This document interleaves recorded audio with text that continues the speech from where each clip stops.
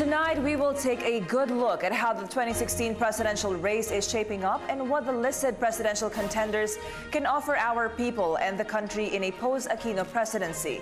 Tonight, we are joined by Dr. Grace Gorospe Jamon, one of the top political strategists from the University of the Philippines in Diliman, Quezon City. Good evening, ma'am, and welcome to NewsLife. Hi, good evening. Thank you for inviting me.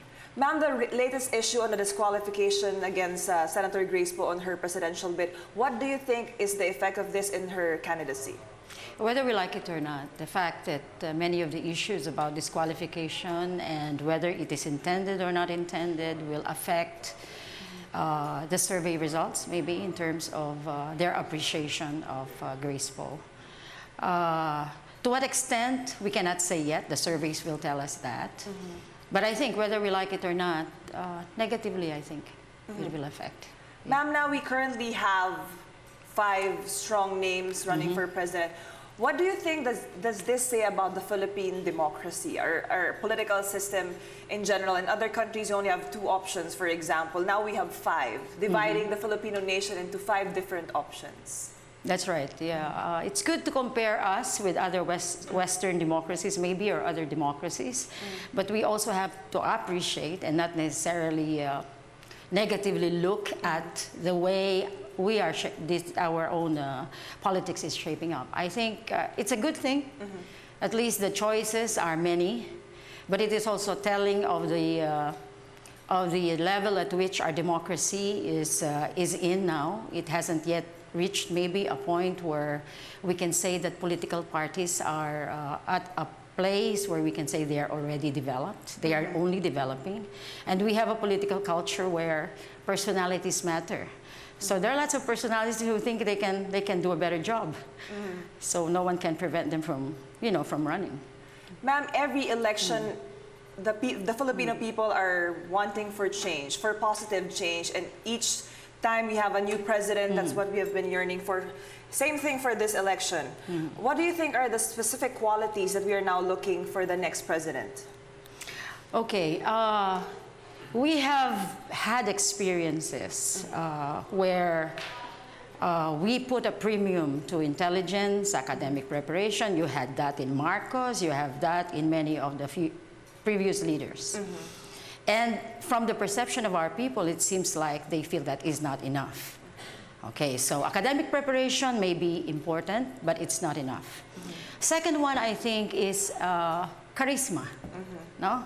Charisma meaning a person who is able to inspire a vision, and carry the whole people, the whole nation towards that vision. So it's a gift of grace where you suddenly feel that, oh, I like this person, just like the Pope, When the Pope is there, you get to feel, oh, this is a kind person and he will lead the Roman Catholic Church towards the right direction. So we're looking for that person. That's why sometimes people look for a populist one that the masses can identify with, one where sometimes it doesn't matter whether the person is intelligent or not. Sa kultura natin, in our culture, it's important the way that person inspires them. So that's important, given our political culture. And of course, track record. Yes.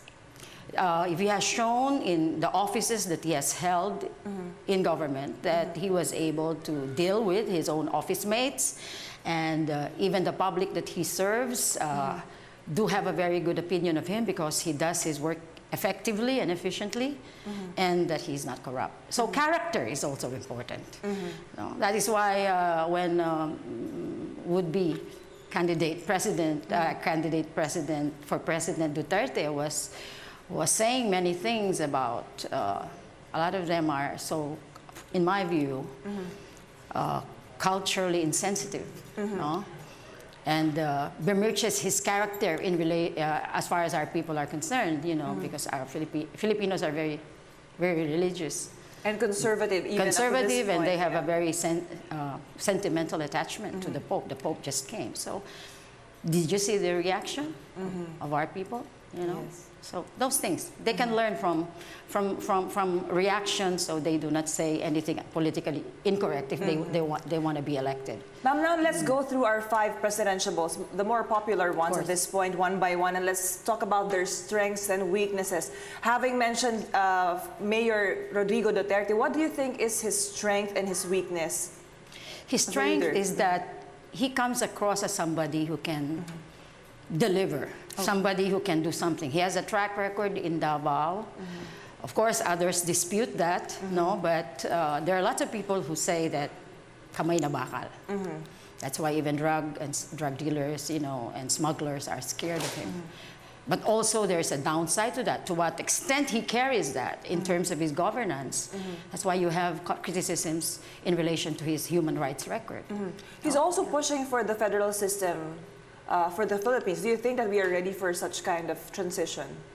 Well, I think there is a general acceptance that federalism may be good, given our problems in Mindanao.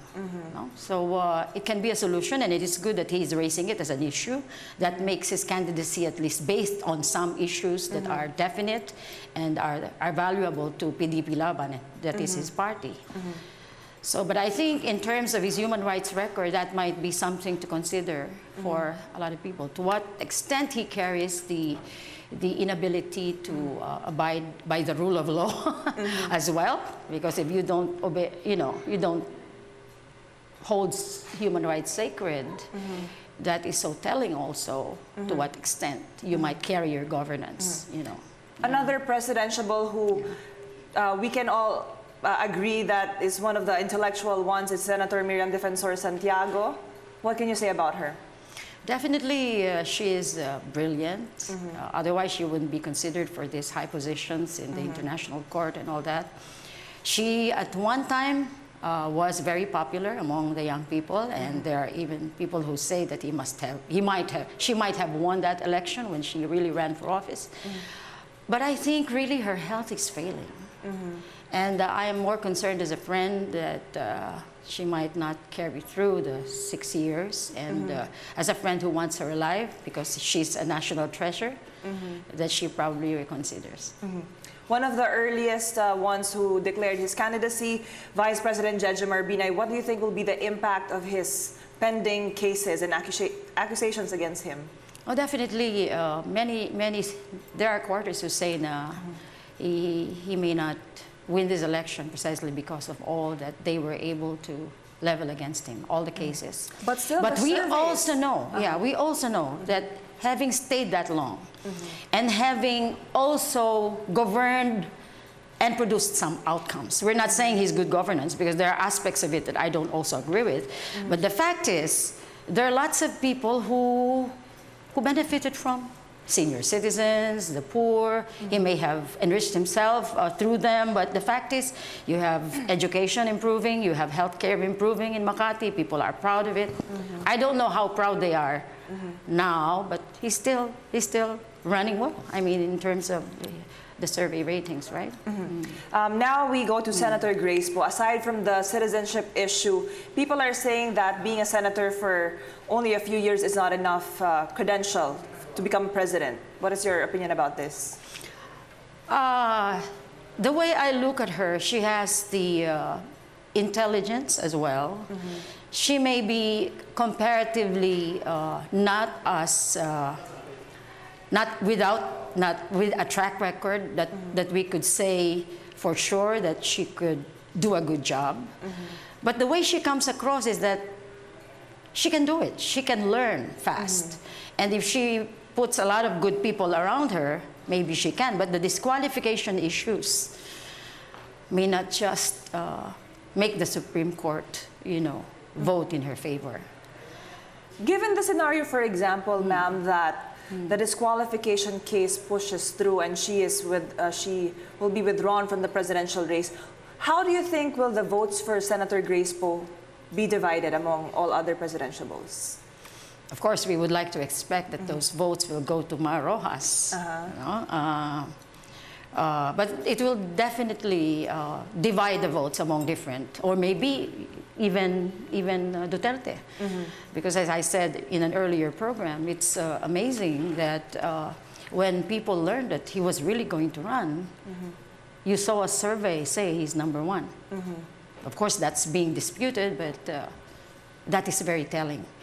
And I do an informal surveys with taxi drivers, as I said, and it's surprising. I'm not saying it's the right decision to make, but I'm surprised that he's very popular and are willing to take a risk with him, if you can call that a risk, which means that also reflects how exasperated our people are with probably the way things are, the way things are not solved as fast as they don't like old politicians anymore who just know how to talk. They want some action too. And now let's talk about the former local government secretary, Mar Rojas. People are saying that he has the most qualifications among all the presidentiables, but he's having a problem connecting with the people and making them realize that, you know, he also has that charismatic character. Yeah, one thing with Mar Rojas, no? And this I can say with a lot of confidence because I have friends in government who are so strategically placed and could attest to the fact that the man, not only is he capable, because he has the education that goes with and the stature, the name, the ability to probably project himself in the international arena as a very good representative of the Filipino people. And he is not corrupt. But it is true as well that he has problems reaching out. Of course, that probably is not his problem in the sense that hindi naman niya kasalanan. It's not his fault that he comes from the ranks of the elite. But definitely, I think it's a limitation that he's not able to inspire as much support or vision or inspiration from the poor people and the marginalized. So he has to improve on that. Mr. Palenque did it in the past. But maybe a way of projecting him as one who is, because he's basically not a bad person. And finally, ma'am, we are a few months away from the elections. What do you think should be the strategy of all 5 presidentiables to be able to convey their platforms and messages to the people and convince them that they are the right leaders for the country? Okay, we had always said that it has to be a politics of issues. That's also right, because we would like to raise the level of discourse and the level of our politics to one of issues. But as I said earlier, you cannot forget the fact that the Filipino to this day, despite the fact that we have modernity, you know, and we are supposed to be westernized, basically the Filipino people is a very personal, di ba? So they have to come across to the people as one who can commiserate with them, someone who would come across as really for their best interest, and do not unnecessarily wantonly disregard their sensibilities for purposes of saying, hey, this is me. You have to accept me as I am. No, cannot be. The Filipino people looks at character, looks at demeanor, looks at being in the proper place and saying the right thing. Not to be a politic all the time, but to be authentic. No, not too authentic to a point where you disregard sensibilities. And on that note, thank you very much, Dr. Grace Gorospe Jamon of the University of the Philippines, former Executive Director of the Philippine Social Science Council. Thank you very much.